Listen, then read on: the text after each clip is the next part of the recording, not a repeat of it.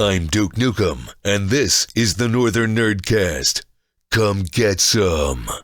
Good morning, everybody. It's time for the Northern Nerdcast. Introductions aside, Clayton, I'm happy to see that you're on time. You will always have the distinction of making John St. John late for his karaoke parties. So I guess you kind of had to follow it up with being on time for once. No, it's all good. So this is something that Adam and I had talked about for a bit, and Clayton we wanted to get your thoughts on it as well. And actually, it started with Adam, and well, it didn't start with you, but it started with this this stupid grading thing. Like I don't understand why this is as big as it is. It doesn't make any sense to me. And this is before all the controversy and scandals started coming out with WATA games, which we'll talk about in a sec. But like on a lot of the Facebook pages we're part of, you always see people wanting to buy graded games, or not graded games, sealed games to get graded. And I never understood it. And like for like the only it's not even graded, but like the blister pack of Pierre Solar for the Dreamcast is the only thing that I have that's sealed. And I don't want to open it because it's got the little red sticker on it. But Yeah. A buddy of mine that sold it to me was originally going to get it graded and then decided against it. But I don't see the allure of it. It's not gonna. It doesn't mean that I think that people that get it are dumb. I just don't agree with it myself. I having like this big piece of plastic that has a number in the corner saying what it's graded at, sitting on a shelf. I guess it's been around for a while with cards and comics and stuff, and video games are relatively new, but I don't know. It's not something that I would do. But then Adam had said, hey, like there's a lot of controversy going on surrounding one of the two companies. I actually feel really bad for VGA because I'm not going to say WATA Games or WATA Grading, whatever, is not a legitimate company, but with what we're going to be talking about, it might change people's opinions on them. Maybe not, but let's just dive in. Adam, this was your find, so we'll start with you on how you came about all this. Well, I think for starters, I think I'll just reiterate what you said here. No one here, I don't believe anyone here is completely against, how someone wants to collect something. My personal thing is agreed with you. Like, I think games are meant to be played. If you have it sealed or whatever, that's fine. I have some sealed things in there that I don't prioritize opening, etc. But coins are something that you could hard press and see both sides. Baseball cards, hockey cards, when they started putting them in like this hard cellophane and giving them gradings and stuff, you can still read the front and back of data. Even comic books, you start to lose because you can't actually crack it open and read what the comic was about. And video games, you really lose everything. You're just staring at a box, right? Not even the interior manuals, any of the other feelies inside, and certainly not playing the game. So I start to see more and more of that deteriorating as collecting goes on. And really, if you're grading it, you've really just assigned a monetary value to it. That's what it means to you. It's a dollar value. It's a game you love, a game you want to play. This is an investment. And so there is a distinction there. It's not why I collect games, which is why I don't feel anything towards this. But people started circulating. I started seeing, generally on social media, I follow a lot of some of the bigger YouTubers out there, and most people associated with Metal Jesus and his crew there. And then seeing Pat Contry and Pat the NES Punk from the CU podcast, all those guys. So everyone started circulating all about this new video that came to light. And then I started seeing like Kotaku and Nintendo Life and GameSpot and everybody else also like this video. So finally I said, I got to check this out. So everything that we're going to really be getting into, I think from the core, most of us here have seen the video, if not in full. And it was done by a guy named Karl Jobst. And he was traditionally, I believe, like a speed running type YouTuber, and started to go down this path and doing more longer form videos. I know he's done a lot of stuff on video game legend Billy Mitchell, and things like that. But he started to really look into this. And when you watch this like 55-minute YouTube video, it is a fully fleshed out, like this could have been any other investigative journalist. People are starting to comment saying like, give this guy a Pulitzer for this. Like, Yeah. and honestly, like even in the aftermath, more and more data has been coming out, and I'll talk about that a little bit more. But the core of it is Karl's kind of gone through and connected the dots to say that Heritage Auction and WATA are both basically in bed together, in cahoots together. And when you look at the way that some of these games have been going lately and selling, like we're topping, you know, hundreds of thousands now, and now basically just cracked over $1 million on some.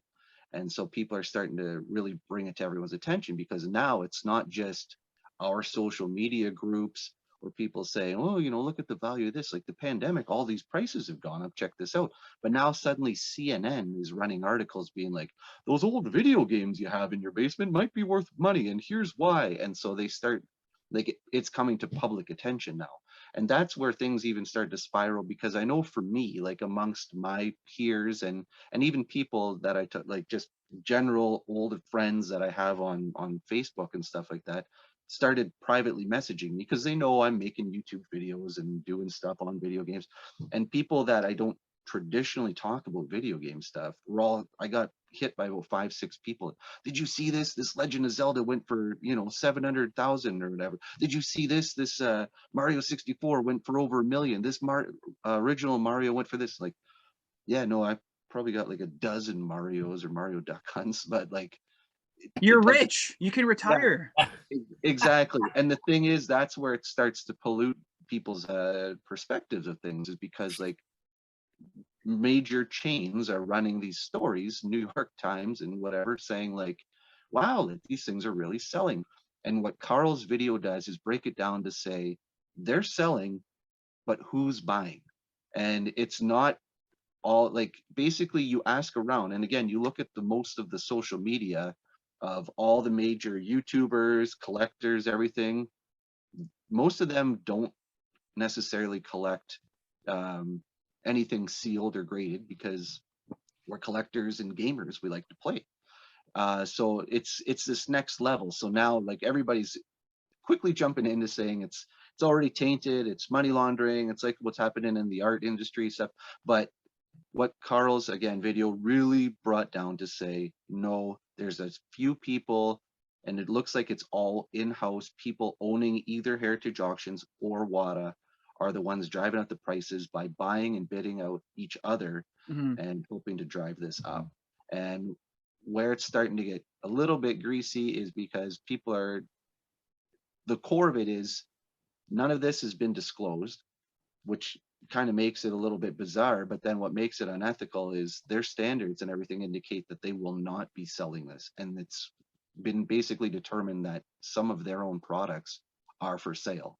And that's what they talked about in Pat's video. Sorry, I don't mean to jump in like that, but like Pat was saying, like, because they did that whole scumbag of the week, and it turns out that the guy that they're getting all these listings on is an alias for one of the co-founders of, or a big up in WATA Games, and then the founder, Dennis, whatever his last name is, but what Colin.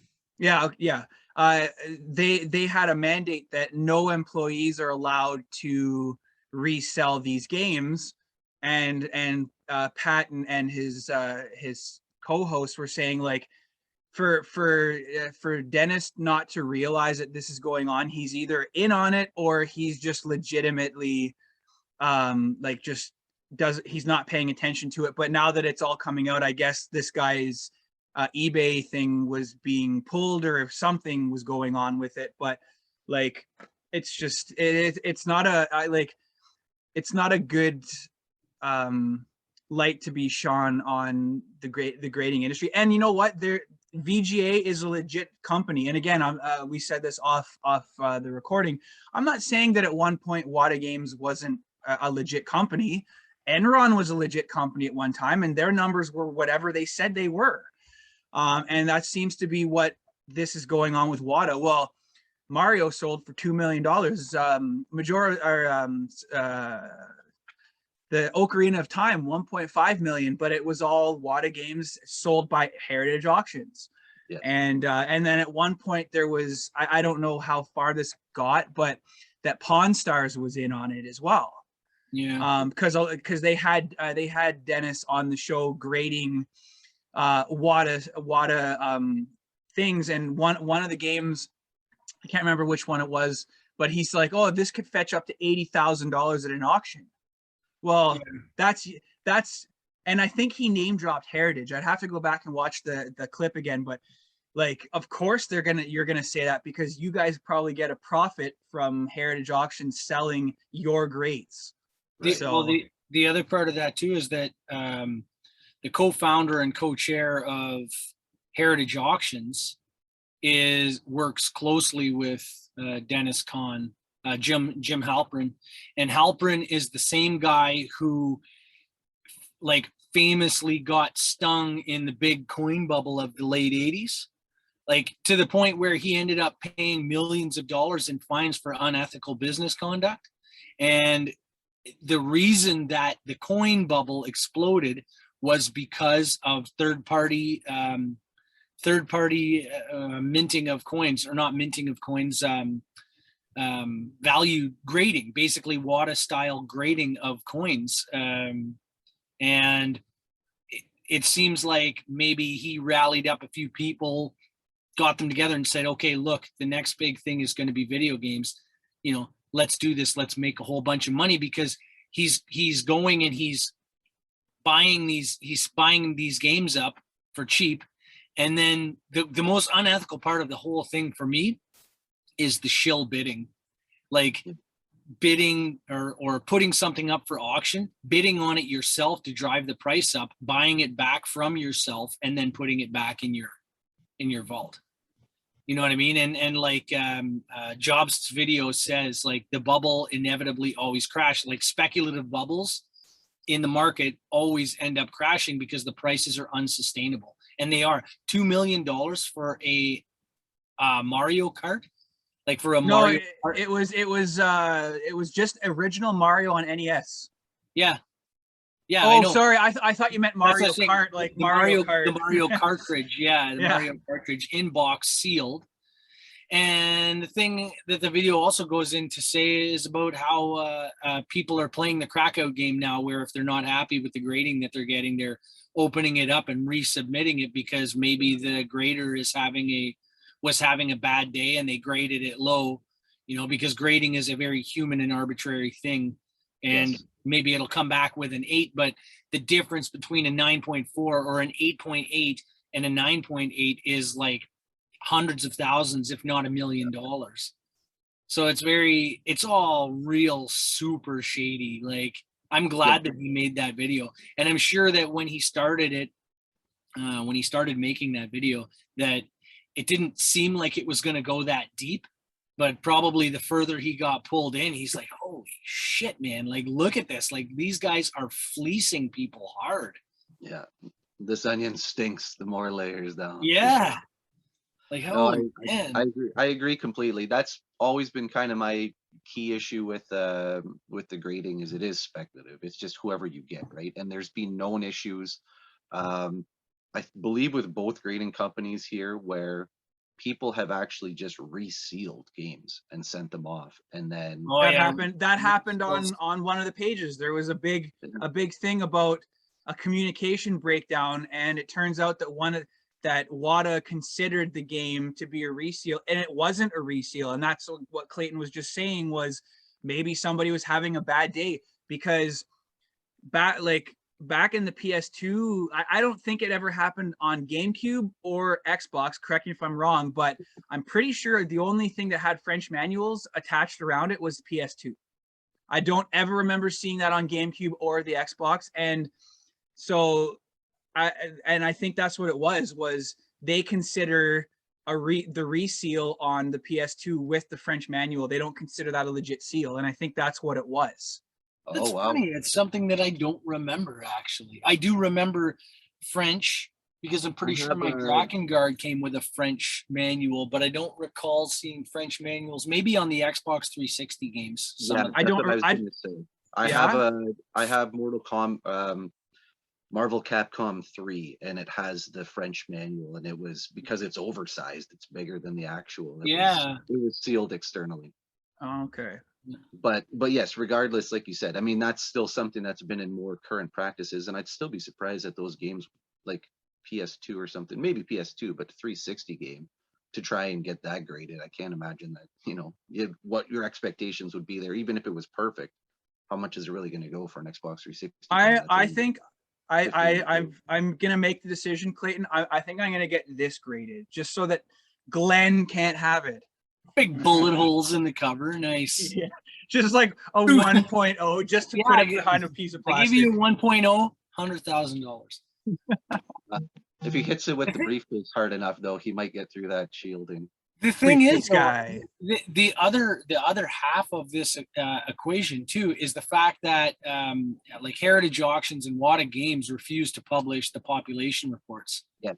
right? And until recently, VGA wasn't doing it either. But with all the Yeah. backlash that's been going on, they want to distance themselves from the whole scandal that's going on. So they have released them now.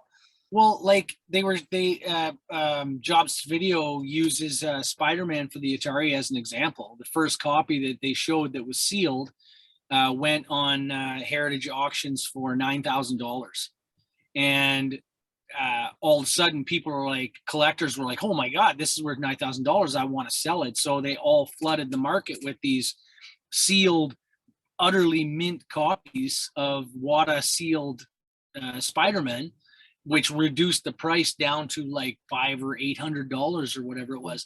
And that's the thing, like, okay, I can see if this Mario cartridge, I should say, was selling for $2 million, if it has like a special typo, or if it's signed, or if it's something that sets it apart from every other copy of the game. But who knows how many copies of that sealed are floating around? Who knows how many copies of Fire Emblem for the Game Boy Advance are floating around? I mean, Yeah, Mike, who knows? you Who knows just how many never Mike know. are floating around, Mike? Well, I think back to like what you're saying, Clayton, that is always been kind of people's biggest issues with this. And they said like Mario 64 sold 12 million copies, and all 12 million copies were boxed and sealed when people received them. So to get that, and I mean, you can't say, well, then all 12 million are 9.8s and still, like, obviously they're not at that point, but what's out there? Could there still be? That's the thing. Is it possible that there's even 10,000 of them sitting out somewhere?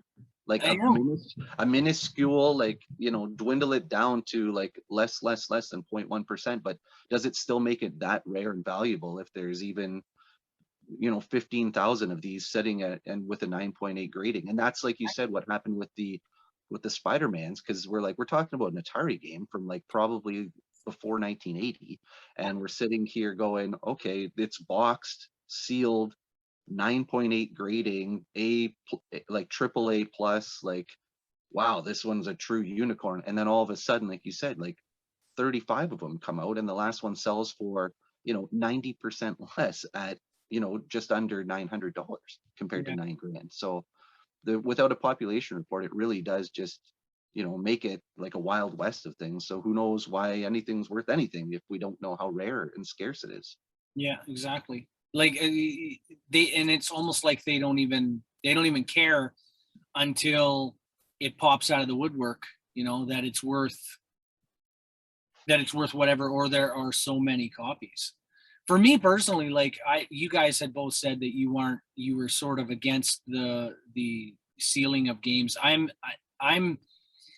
a collector type person. Like when I was a kid, I liked to collect comic books, and I could never keep them in good enough shape, and then so when it comes to collecting and actually sealing stuff, I'm down for it, especially now in the age of like ROMs and emulators.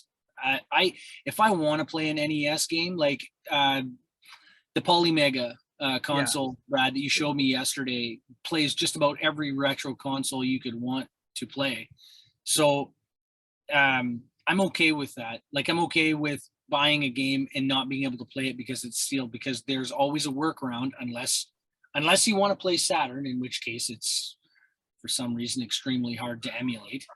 Almost every other console, though, I can play the game. So I would like to be able to look at the artwork in the manuals, because I think that manuals are like the real meat and potatoes of where it's at, because the program is just the program on a disc, right? But the manual is like it's like a little time machine you go back and you can look at. But as for actual like sealed games, I love it. I just could not justify the price tag. I am not at a level where, like, I am collecting most of my games I can play. I am not at a level where I can afford to have to pay, because some of my games are expensive. I can't afford to pay the fees on top of that. But for me, the grading of the game and owning the game is independent of the price that it would fetch at market. Like, if it's a 9.8, it's a 9.8. I don't care that it's worth $10,000. I care that it's a 9.8, because I'm a collector. I'm going to keep it. If you're a reseller, or like the people you're talking about, though, who are basically circulating these games in the top ring, those guys, it's a very small group and they're all just making money. But the one of the big problems now is that them grading these games and driving that value up is dragging the value of everything else up. I mean, with COVID, we've seen a massive spike in the price of in the cost of video games and what they trade for online. Yep. And even when the bubble bursts, I think there's going to be a lot of hold off, because people are going to want to get out, because they're like, oh my God, it's crashing. They're going to try and sell. It's going to drive the price down. But people are still going to be trying to pull as much money out of it as they possibly can. Like, I can't buy or sell video games right now. I don't feel I can. I don't feel you can't. You will be able to in a month. I at least don't feel like it's a good time to buy or sell. Like, my girlfriend asked me, she's like we went down to the Barrie flea market there, and she says, oh, this is cool and that's cool, and yeah. But you don't want to buy it? No. This is $300 and $400. Last year or 2 years ago, I paid like $150 for this. I can't justify their prices, any prices, because not only do I know they're not going to be worth that in the near future, I just can't afford to play at that level. I'm just not going to bother. I agree. I think there's the different ways to, like, where we're at, where you have other items. Now is a good time, like, at least if you're going to go into something like the upcoming Northern Game Expo in October. Shameless plug. If you're going to go to something like that, now is a good time to bring some of those items that you have that maybe have a couple bucks that you're not looking at keeping, and trade it off. And that at least keeps you in the game without having to really, here you go, like, you can actually just stay in the game that way. And if you have items of value that you want to trade and cycle, then that's why I always like something like the Northern Game Expo, is because I can bring items in there and usually find a vendor that's willing to, barter a little bit, or, What was that show again? Where can I find it? Crusoe Club. October 17th. At the risk of affecting the at least local market, I would say bring your Nintendo stuff, because Nintendo always holds value. It's the first to go up and it's the last to come down. Yeah. So that's some insider information. Yeah, that's right. Well, and one of the things I just wanted to touch on that you had brought up before, like, certainly, like, I do appreciate that too. There's generally these days, there are many ways to play, especially retro games.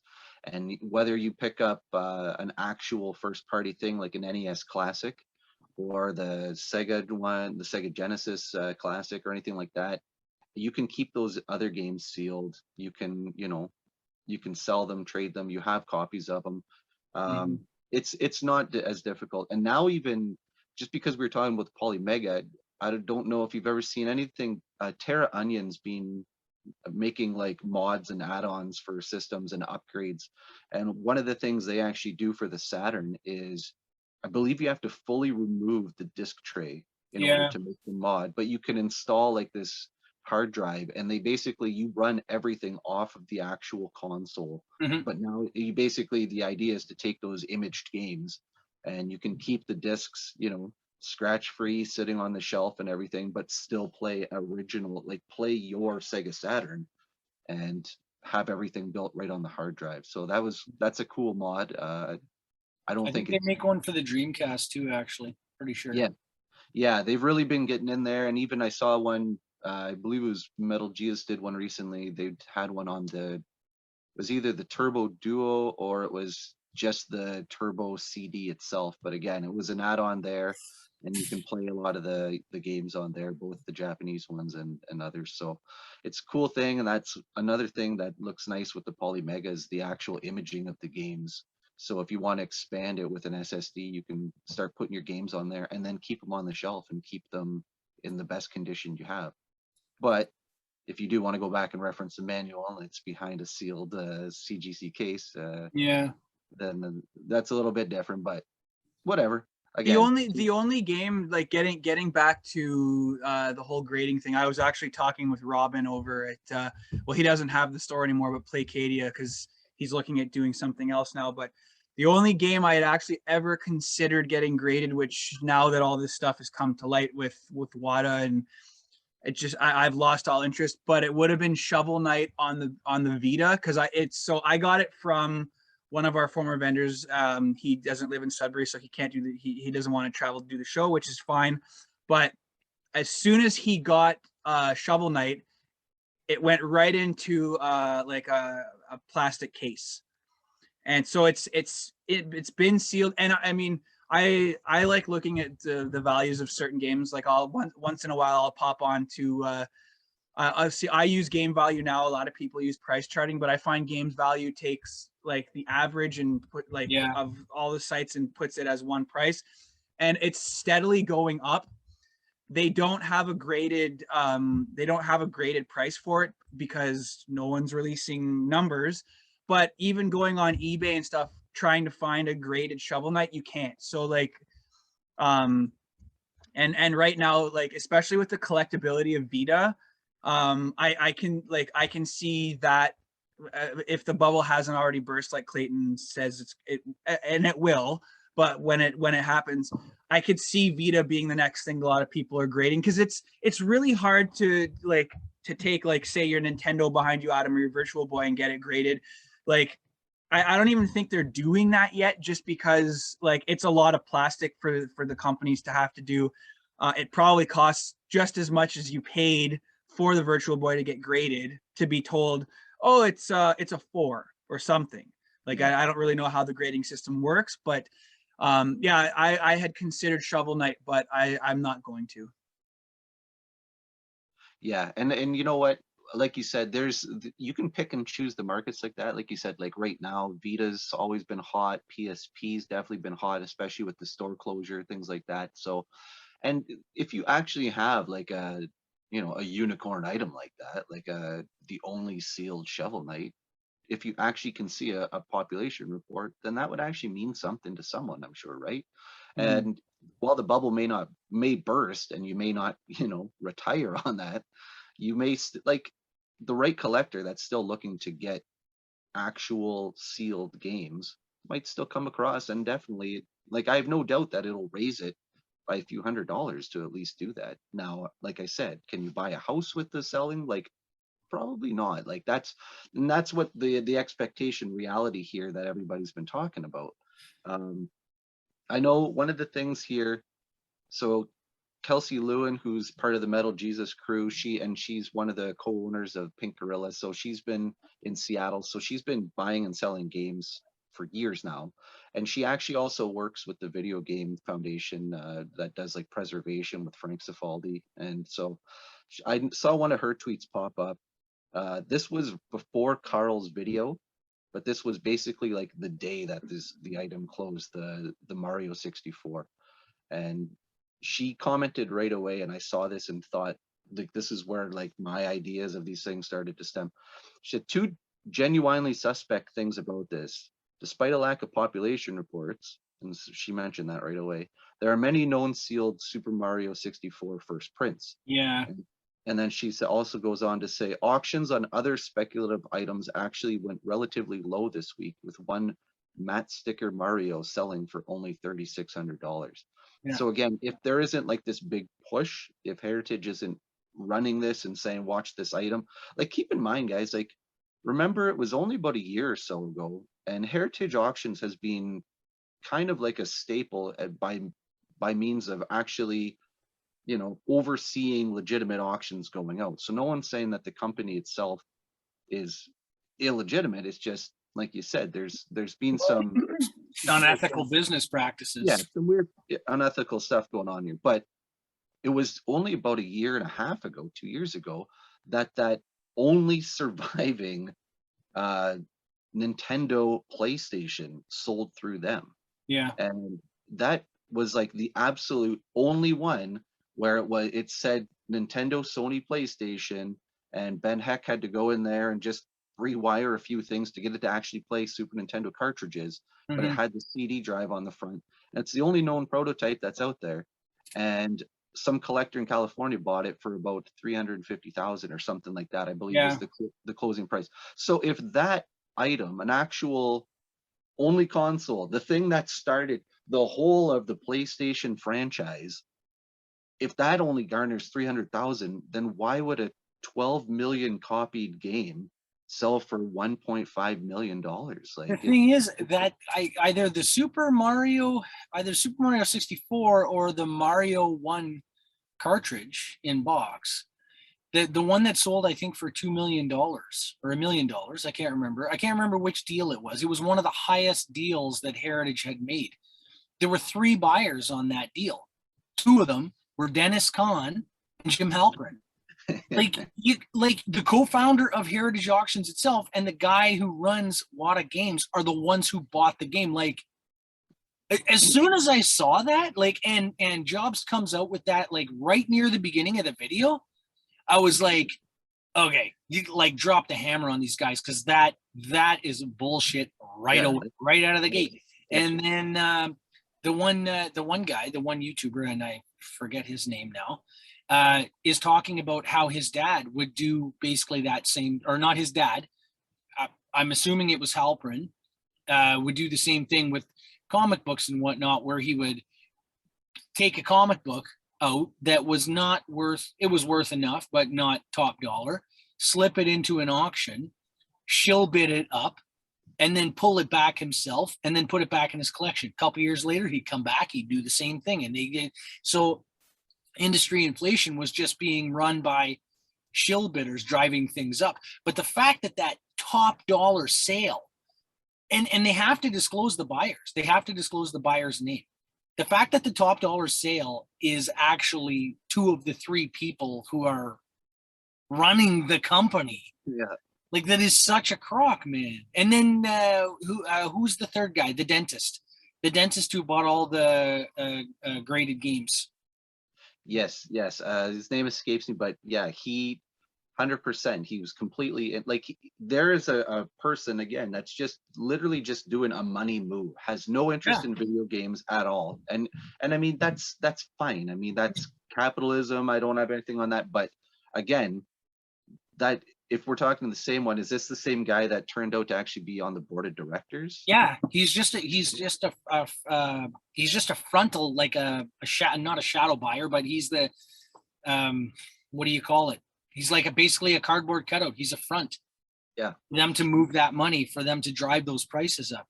And that's the thing, because he built a foundation, knew the guys that were building this company and basically where it was going to steer, got in on the front line, and then helped actually like pump those numbers up. And then like I'm trying to find his name. I'm just and that goes back to what Brad was saying about Dennis Kahn outwardly stating at the same time that employees of the company of either Heritage Games or WATA Games are not allowed to bid or post items for auction. And Yes. it's like, okay, so you don't know the guy who's on your board of directors? Like, Yes, how did that escape you? Oh, hey, it's you. Oh, I didn't write. Yeah, your name. Yeah, his name escaped me, but it shouldn't escape Dennis Kahn. No. So I don't know if this is it, but this is from Kotaku. It says Eric Namerman. Yeah, Nairman. I think that's him. Sunk $1.2 million in some retro video games. That's the dentist, I believe. But there's another guy. The guy who Go Collectors. Go Collect. The guy who's running Go Collect.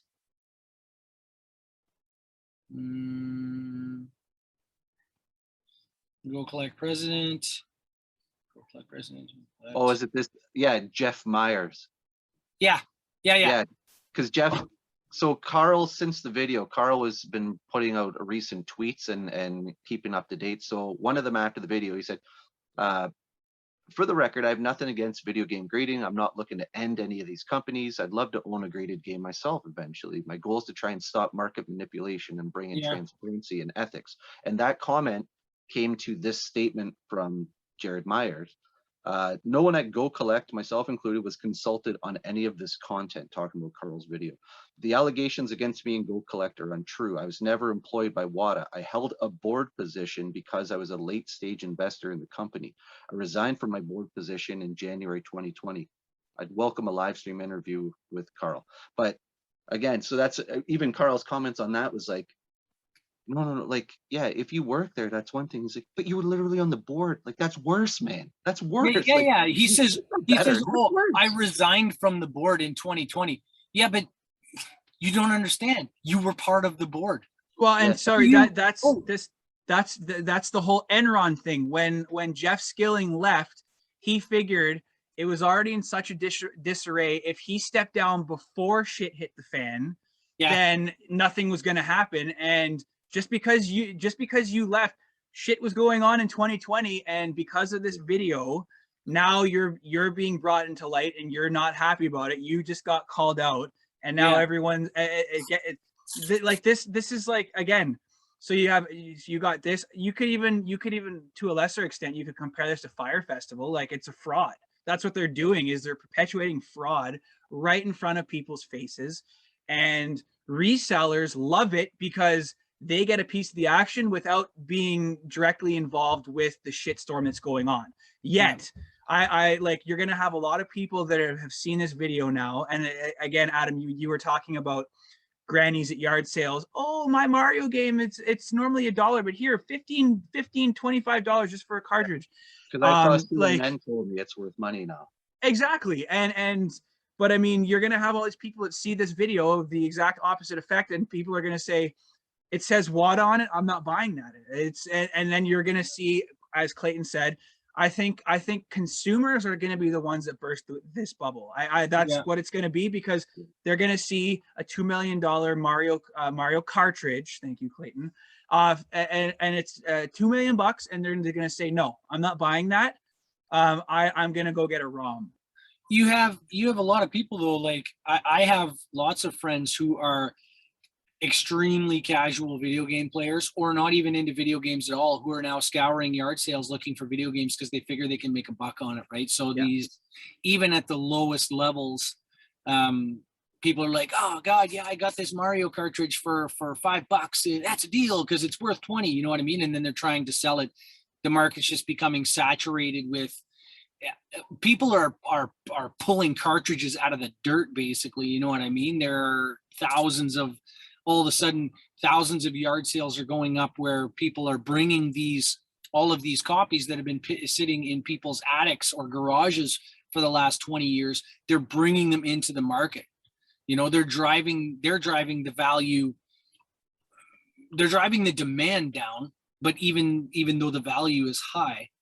And I don't think that like, so many people are misinformed, right? Because you're going to have people who are at the top level who know exactly what's going on. And then you have collectors or buyers, resellers, like what's her name there? Or like even people we know, like Bobby and Robin and that, who are involved in that end of the involved in that end of the industry where they know what's going on with graded, but they also know the value of ungraded. And there's people like us who are just collectors, but then there's your average guy who just wants to make $5-10 on a sale, and they're bringing all of these copies in, and the market's just going to get oversaturated. Yep. But everybody thinks that they have something that's worth something. It's not just that they're pulling them out of these yard sales because they want to play them. They actually want to get in on the reselling game, and they're trying to sell. Exactly. Yeah. I know what you're saying. Dynamics right now. There's so much in the way of economics, how it's working, like how these few moves at the top have rippled down all the way through. They've sent shockwaves right to the very ground, like right to the dirt of the hobby. Yes, and that's like you said, like we're not just talking about the stuff going on with the WATA seal pricing. This escalates everything. Everyone is going to now believe Mario 64 retains a special value, and you can prove that again by going to your price charting and everything else, and just watch even just new copies ungraded and see how, like, look at the spike. There was actually someone tweeted that the other day and just showed, like, I don't know if it's coming up very well here, but you can kind of see like the spike in the last bit since January 2020, where normally a sealed brand new game was selling for a few hundred, and now we're talking about $4,000 by the end there. It's actually, like you said, it's crazy, but it's funny, these things. Like Pat Contre's been talking about this for a long time, and one of the people he speaks with in one podcast was the immortal John Hancock, again, part of the Metal Jesus crew, and he's got 26 complete North American collections of video games. And he said right from the inception too, he's not one to buy, collect games that are sealed because he wants to play them. He doesn't like the monetary value being assigned to them. He's not, completely unaware that some games retain such a value, but the fact still remains is he's not in it for that. And one thing was funny is Pat was always talking about, he's aware of a guy that has 2 crates or 2 like cases of stadium events, and like whatever it might be, like 40-50 copies still new in box. And again, whatever that might sell for at, people are buying the game for 30, 40, 50 grand, none of them graded, but you know what I mean? Like, if he goes and puts all them out there, you're not going to continually see this 30. You're going to start to see it come down. They're going to drop, right?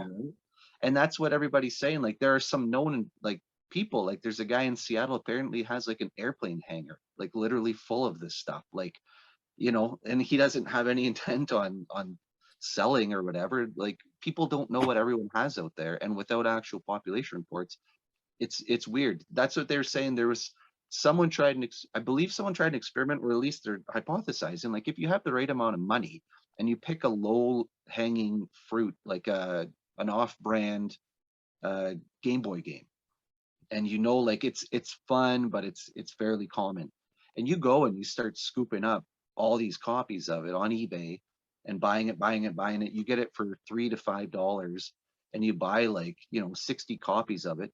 Then if you have any sort of a prominent YouTube channel, you go and talk about, this game is amazing, this is the best game you've ever seen. Then everybody wants to, like, whoa, this tuber's saying it's good.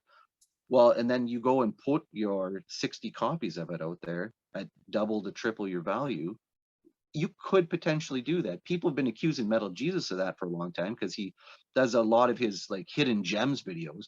And actually some people, made follow-up videos tracking the data on that, going to price charting, going to eBay and seeing closed auctions after a video comes out of that where he's touted a certain game, and more or less disproved that. But there are different ways people, they say, can burst the bubble. So I mean, no matter what you're doing, if you're going completely sealed or you're going WATA or otherwise, like, just be careful. Like, these, if you're not doing it live, like, some people can get in now with VGC or WATA and make some money on this, there's no doubt. But if that's your prerogative, just, you got to watch, like, you are watching the market then. Like, you know what the other thing is too? Sorry to cut you off.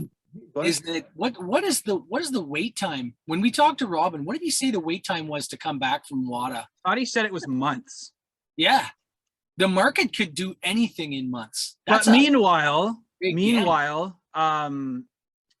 Pat was saying that WATA Games had a couple tables, I guess last year before COVID hit, at a con, and they were doing grading there. So how, like, because they're backlogged. They're just backlogged with so many people trying to get stuff graded. Yeah, it's just, you know what I mean? There's a lot, because there's a lot of people getting in on this. But Christ, if a game was worth $10,000 and I paid their fee up front, obviously, when I sent the game in to get graded, and then the market dipped and I got it back, and I could only get, if it's on the downward trajectory, I paid a huge fee to get this thing graded, and now it's not worth the fee that I paid. You know what I mean? Yeah. Like because the fee is a percentage of the game's value at the time that you send it in. But I'm going to show you something. So this is a copy of Legend of Zelda Ocarina of Time. It's a Japanese import. It's got the silver and black label on it. If I tell people that I have this, because I don't remember where I found it, a garage sale or whatever. I tell people I found it, and you know what the reaction always is? Like, I don't think I've ever had a different reaction. Oh, that must be worth a lot of money. That's the first thing they say. Yeah. Because it's exotic, because it's Japanese, because it's a different copy. And you can actually play it on your 64. Yeah, you can play it on your 64. The thing is, this cartridge itself in this condition is actually only worth $30 according to price charting. It's worth $100 if you have it in the box. Do you know how much it is if it's graded? Right now, it's worth $3,000. Yeah. According to WATA? According to WATA. So it's like a $30 game, really. According to price charting, which is WATA VGA. But $3,000 for this, and the fee that you would pay on top of that. You know what I mean? Like that's astronomical. Even this $30 game, or I should say, if it was in $100, if it was a 9.8 and it was in 100 in incomplete in-box sealed, at which time it becomes $100 game, is worth $3,000. Yeah. Even the cheapest dirt, like the point is that there's a lot of money in this. That WATA is making money hand over fist, because the fees that they're charging to get this done are exorbitant, for one. Yeah. And if I wanted to sell this, let's say I wanted to sell this through Heritage Auctions. Heritage Auctions takes a percentage from the seller, like from the buyer. Yeah. You pay a charge to the auction house. They also take a percentage, a fee from the seller.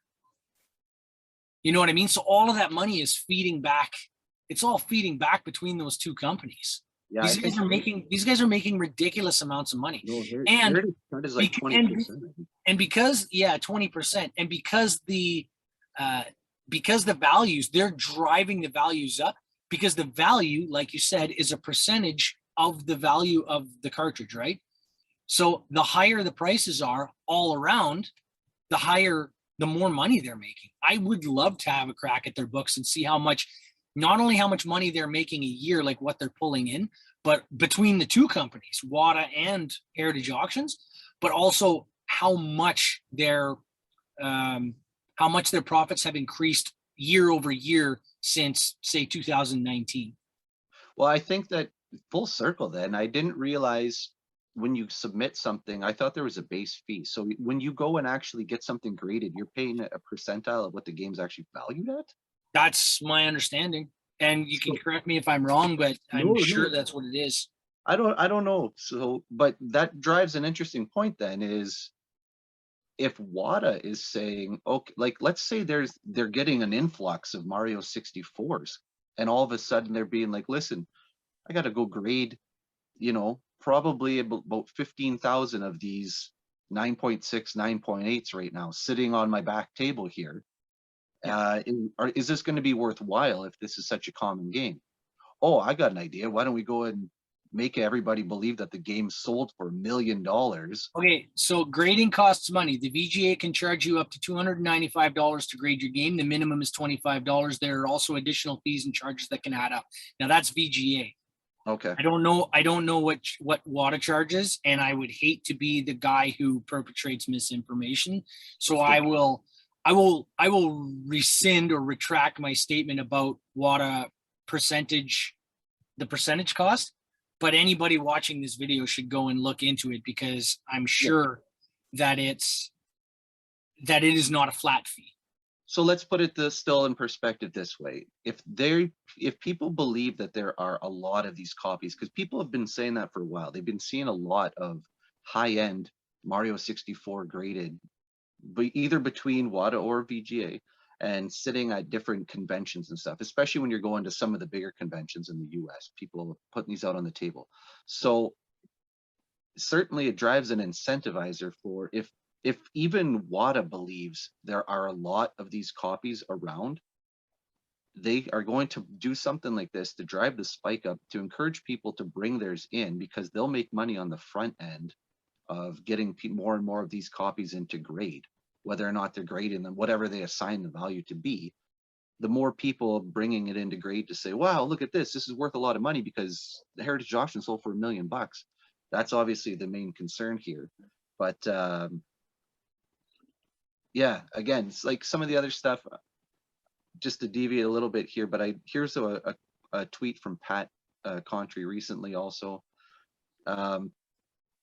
Basically, he infers here, he says, a WATA co-owner tried to purchase my NWC carts and other valuable games in my collection multiple times without once informing me of their ownership status.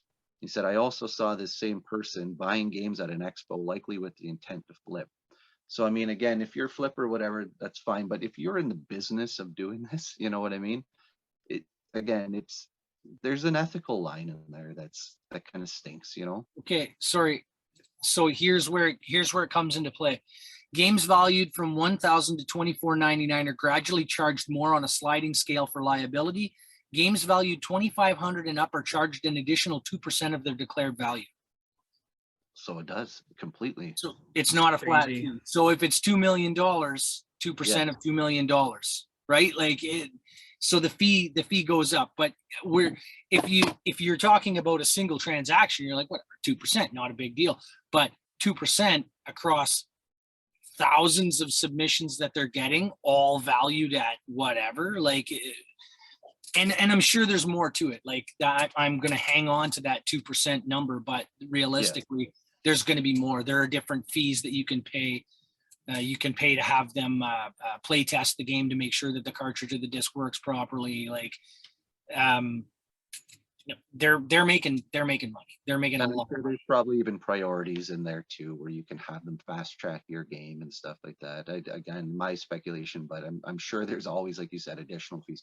But if you're paying a percentile on what the game's worth, you have to, again, look at who's making it worth that. And if the people that are grading it and the people that are auctioning it are the one driving up that value and then charging you more to get yours graded, yeah, that stinks. Like that's like, right. That right there is a conflict of interest.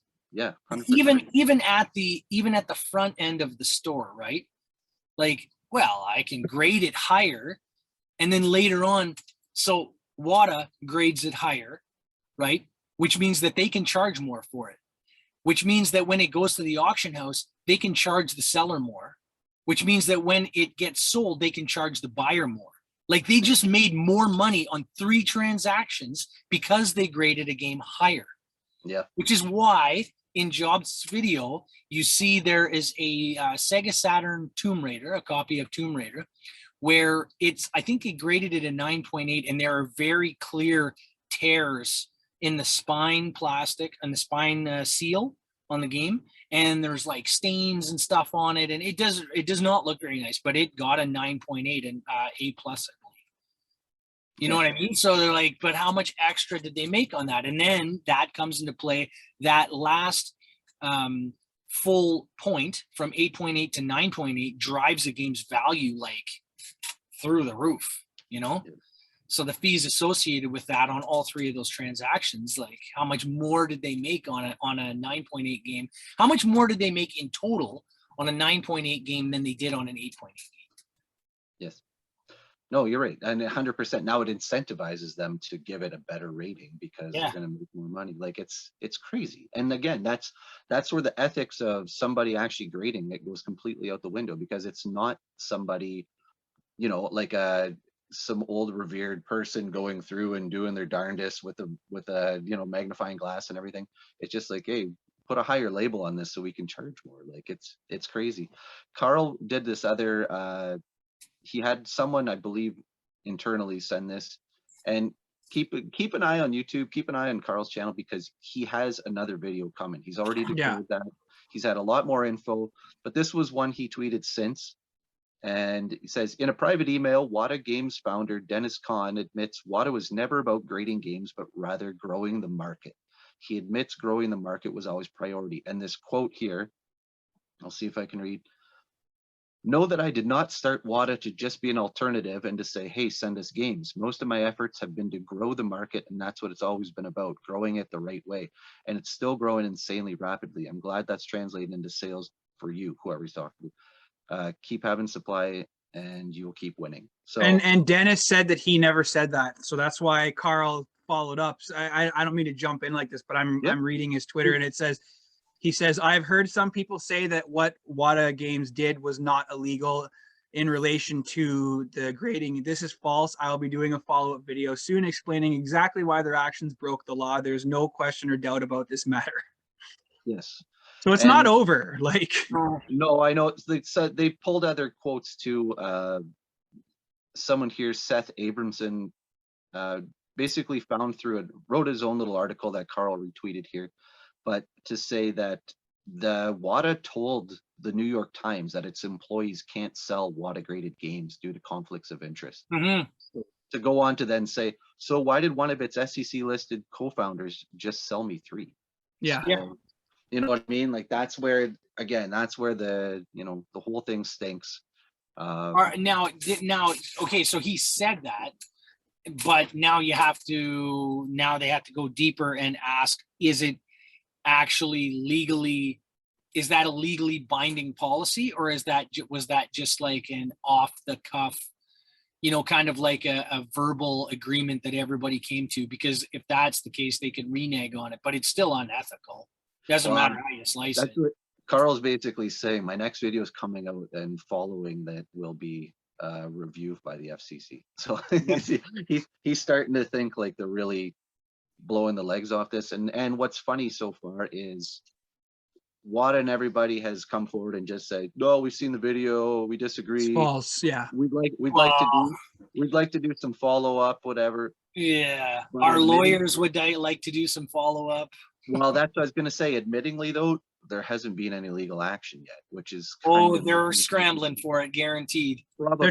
They're trying to find something that's not going to put them in a bad light. And no matter what they do, they've soured a lot of things for the graded market. And I mean, we can definitely do a part 2 on this when that inevitably comes to light. But I don't see this going in their favor, which is why they haven't done any legal action yet. Because if they get their lawyers involved, whatever, then they're trying to protect something and they're scared. Like I mean, this is the States, and like Clayton could sue me for looking at him funny.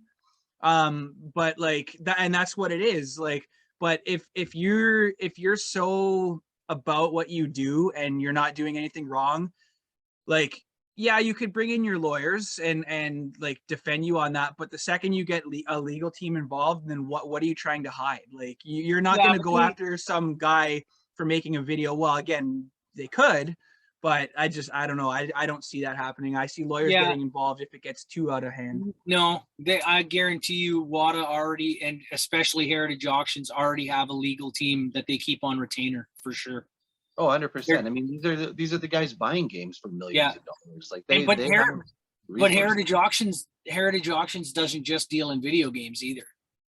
You know, Right. it's a big company, and there's no way that a guy like after getting stung, you just wouldn't have a company that you wouldn't have a corporate lawyer for, because there's no way that they've never had to do, because a corporate lawyer or a team will do anything legal that you need to do, fees, transactions, anything like that. There's always a lawyer present for. Oh yeah, they have lawyers on retainer for sure.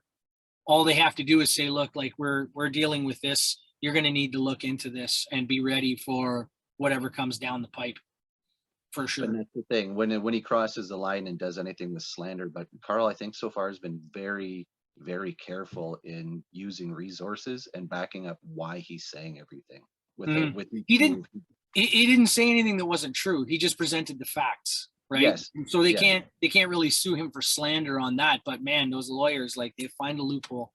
If there's money to be made, yeah, they'll figure it out.